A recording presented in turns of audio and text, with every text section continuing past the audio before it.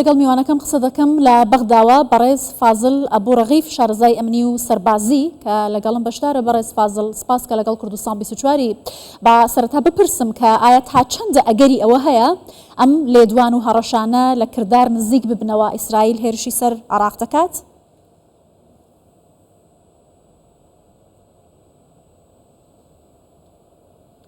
نعم شكرا. تحية طيبة لكم بەڵێ زۆر سپاس سڵاو لێوە بینەرانی کوردستان 24 بە لە هەموو شتێک دوو دەرفەت هەن لە ئاسۆدا. هەلی یەکەم یاخود دەرفەت یەکەم ئەوەیە کە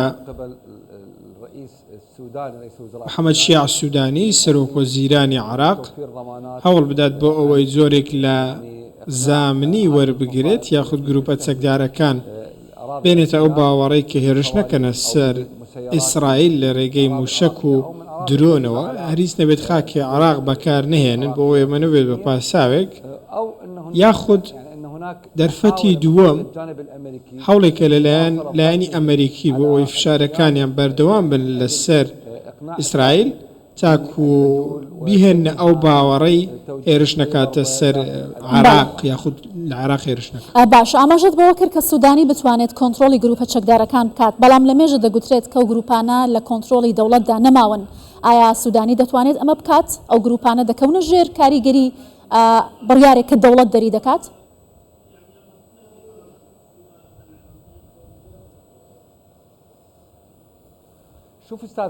بابەتەکە بەم شێوەیە هاوکێشەیەکی هەڕەمی پێپلیکانەی هەیە.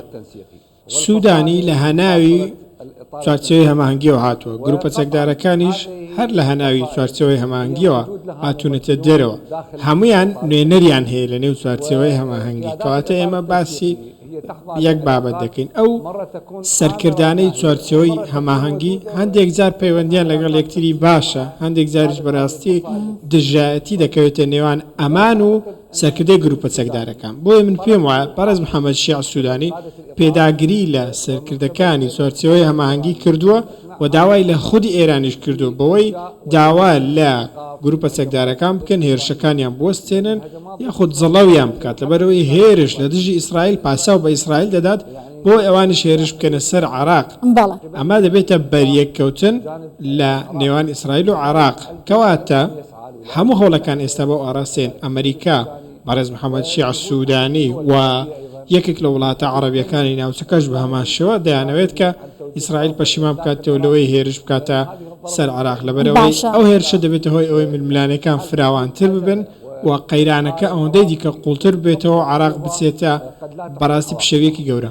باشە لاگەری پەلکێشکردنی عێراق بۆ نێو ئەم شەڕا و ئەم ئاماژانەی کە بەڕێزت لێرە داخستە ڕوو چی ڕوودەدات؟ چی لە هاوکێشەی سیاسی لە ناوچەکە بە تایبەتی عێراق دەگۆڕێت؟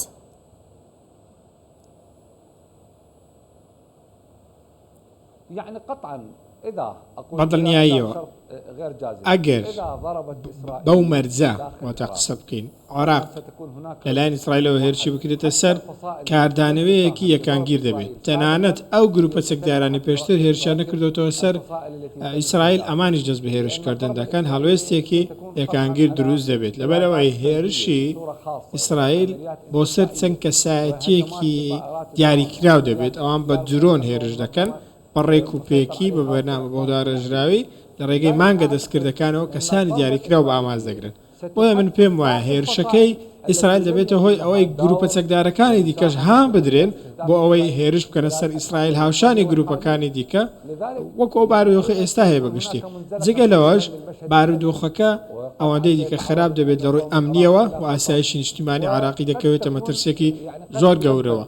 ڕەنگە لە هەمان کاتیشدا دەتوانین بڵێن ئاسمانی عێراق ئەوەندەی دیکە دەکەوێتە پشێویەوە لە هێرشی ئیسرائیل و وڵاتان دیکە بە ئامانجی بەرنامە بۆ داڕژراوە. زۆر باشە. عێراق داوای لە کۆمکاری عەرەبی کردەوە کۆبوونەوەی بەپەلە بکات سەبارەت بەم هەڕەشانە ئیسرائیل. پێت وایە کۆمکاری عەرەبی بتوانێت ڕۆڵی هەبێت لە خاوکردنەوەی ئەو گرژیانەی کە ئێستا هەیە، یا ئەو وڵاتانی کە نێوبژیوان بن بتوانن وا بکەن ئەم شەڕە ڕوونەدات؟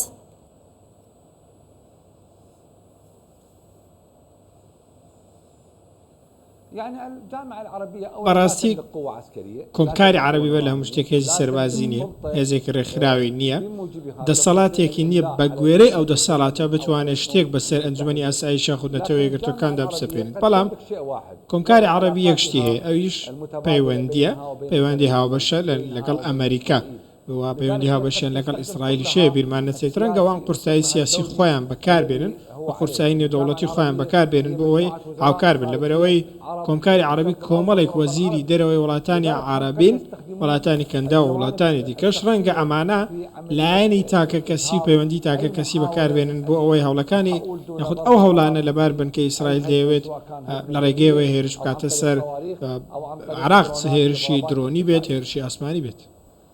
باشە، گۆڕینی ئیدارە لە ئەمریکا هیچ کاریگەری لەسەر گۆڕینی بووچوونەکانی ئیسرائیل بەرامبەر بە عێراق دەبێت؟ ئایا توانێت ئەم شەڕە ڕابگرێت یا ئەم شەڕە درێژە پێ بدات؟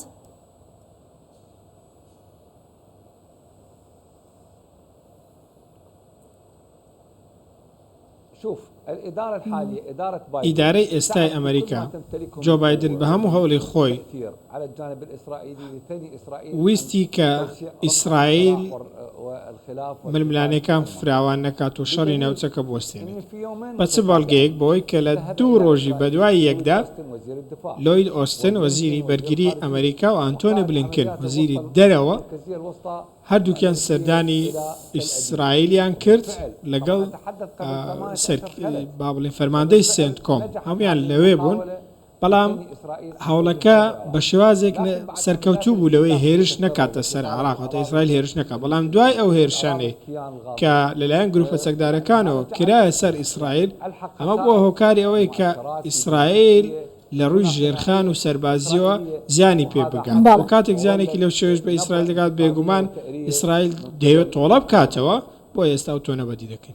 زۆر باشە، بەڵام گروپە چەکدارەکان دەڵێن کە ئەوان لە هەڕەشەکانی ئیسرائیل ناترسن و بەردەوام دەبن لە وەڵامدانەوەی هێرشەکانی ئیسرائیل. ئەگەر بارودۆخەکە بەم شێوازە بێت، ئایا ئاڵۆزیەکان جگە لە عێراق شوێنی دیکەش دەگرێتەوە؟ ئەکرێت پەلکێشی وڵاتانی دیکەی ناوچەکەش بکرێت بۆ ناوەم شەڕە؟